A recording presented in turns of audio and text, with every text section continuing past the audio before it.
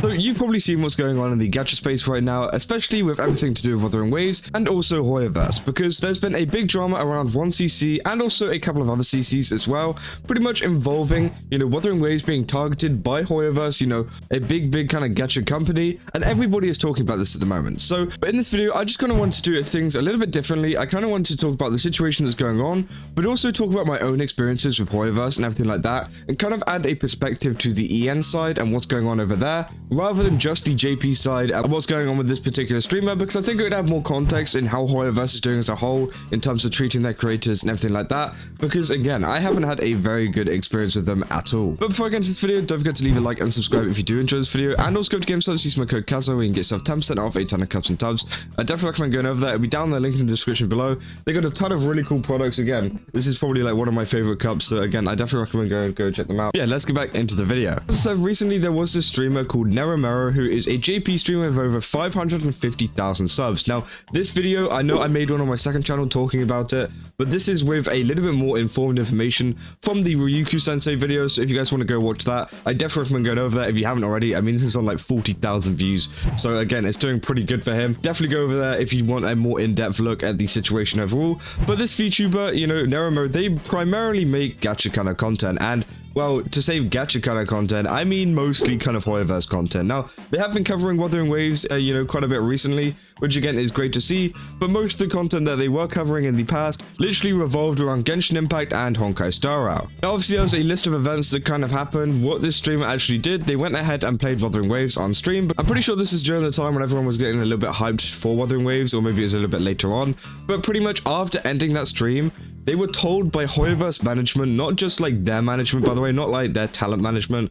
They were told by Hoyoverse themselves that they would prefer it if they didn't stream, which Ryuku actually clarifies in the video. They don't just mean like, oh, it's okay if you don't, we don't really care. No, they do care. They're like, hey man, you might want to change that, something bad might happen. And obviously this is just kind of the start of Hoyoverse and their kind of behavior whenever it comes to creators. And this has kind of shined a light on, what kind of stuff they do behind the scenes, especially in the JP region. Now obviously Nerumero actually made a stream the other day, which was actually 2 days ago, it's on 150,000 views, because obviously a ton of people coming over. It's got quite a few dislikes, because obviously there's going to be a lot of Hoyoverse defenders, despite all of this kind of evidence that has come out against Hoyoverse. But again, they go on to kind of talk about stuff. Now, one of the things they say is that wuwa has some, better stuff in the game. For example, like echoes, intro skills, and stuff like that, which they wish that Genshin actually had themselves. They weren't like hating on it blindly or anything. They were just saying, hey, I just wish this was in our game as well, because, it'd be kind of cool if that happened. And then pretty much they go on to talk about why they actually left the content creator program. And they pretty much say that they didn't get invited to the early access, which we see a lot, and feel like there's no point in being an official creator anymore, which is something that we've seen quite a bit,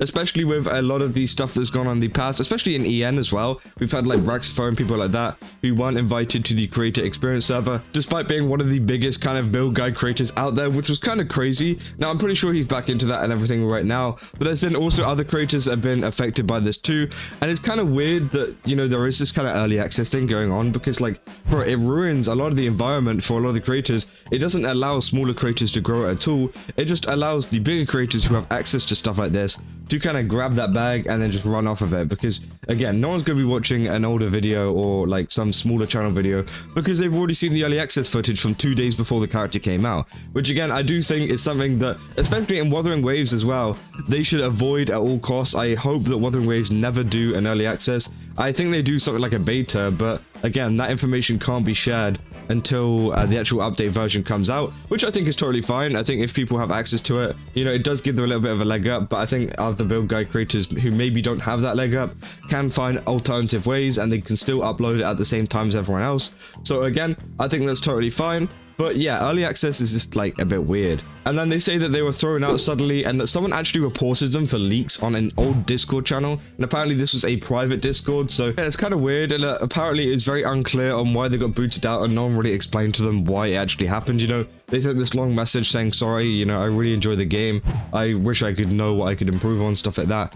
but again, received no reply from Hoyoverse until they got back into the creator kind of program through another JP creator. I'm pretty sure an event was going on, and yeah, that was fine. But again, you can definitely see where it's coming from, you know, Hoyoverse being a little bit unresponsive and everything like that, and I've had a lot of issues with that in the past, which I will go through after I go through this entire timeline of events. And Nerumero goes on to say that the Wuthering Waves community just felt much more warmer and welcoming, which again is something that I've also experienced as well. I definitely feel like the Wuthering Waves community is much better at the moment. Not to say that, you know, the Hoyoverse community are terrible or anything. I do feel like they're not as bad. I think it's more the developers and the kind of people that run creator programs and stuff like that are the kind of worst side of it. But again, the VTuber actually says that they're going to cut ties and, you know, be more critical in the future and actually cover the game less, obviously, because they're not obligated to, they're not being like pressured to just play the game only.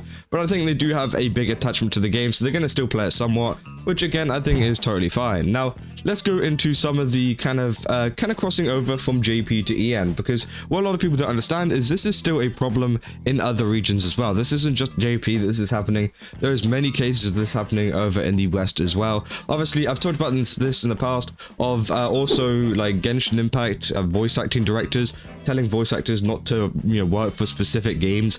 For example, games like Snowbreak, stuff like that, or else they're not going to get a job at Hoyoverse, which some people found acceptable just because of the type of game Snowbreak is. But I do think it's a bit weird just telling them what to do and where they can go.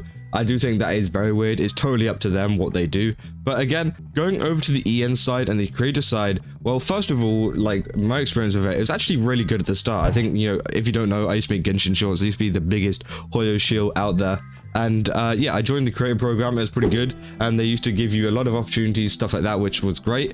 And I think that there was much more of a personal feel because, you know, they would assign you people that would talk to you and you would have like an actual conversation with a human being. But I think over time this has kind of gone down and broken down. Like I lost, you know, people that I talked to, so again they gave me some new people, and that person just wasn't good at all, and they later, I'm pretty sure, got fired. And after they got fired, well, they didn't even tell me. They didn't even tell me they were gone until I was like, hey, you got any like, opportunities for me? And they're just like, oh yeah, he's gone. He's gone, by the way. And then after that, I literally had no communication whatsoever with Hoyoverse. You know, they didn't really talk to me at all, which I found was just kind of weird. You know, it was just kind of weird that this communication broke down quite a bit, even whenever I tried to kind of pick it back up with the right people.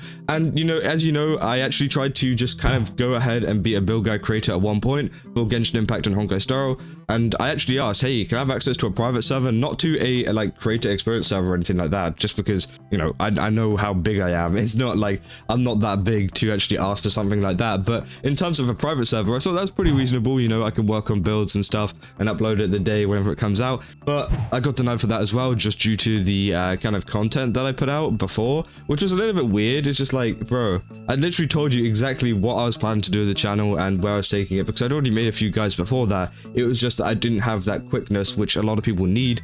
And it seems like it's very kind of picky whenever it comes to who they actually choose for this kind of stuff and give the opportunities to, which again feels a little bit weird. And I feel like a lot of the communication has broke down a ton as well, because they've switched over to using a website. They've switched over from actually talking to people. I'm sure a lot of people do talk to. Yeah, they've moved over to a website which is much less community based and everything like that, which they pretty much just give you a task to do and go, there you go do it. And that's about it. You know, you never hear from the people, you never hear anything. You just do the task, you get your primo gems, you get your money or whatever, you know, they want to give you for that, and you just get out, which I think feels much worse. And I feel like Wuthering Waves have actually had a much better kind of system recently. I've talked to many people from the Wuthering Waves creator stuff and also just other creators in the space. I mean, the creators in Wuthering Waves are great, you know, I hang out with them all the time, they're really cool. So again, I do think that Wuthering Waves definitely do have the kind of leg up on this for me at the moment, and that is like one of the reasons why I've stopped making content on Genshin Impact and Honkai Star Rail, is the fact that I couldn't get access to any of this stuff, and the creator program was just so terrible that it was just like, well, I don't really want to make content. And Wuthering Waves is coming out, and I just like, well, you know, this is a better opportunity. And I do feel like, you know, I did kind of avoid the, I avoided something by not, you know, carry on making Hoyoverse content, because it is going down slowly but surely. But yeah, I just wanted to add this kind of thing at the end of the video, just to kind of give you a little bit of context on how the EN side is looking, because it's still not looking great. I'm sure some people have even worse experiences than me. I mean, you know, my experiences aren't even that terrible, but I do think it does kind of prove that, you know, over in JP and EN, it's just like, it's kind of the same now, you know. I don't think there's much of a difference between the creator kind of team over there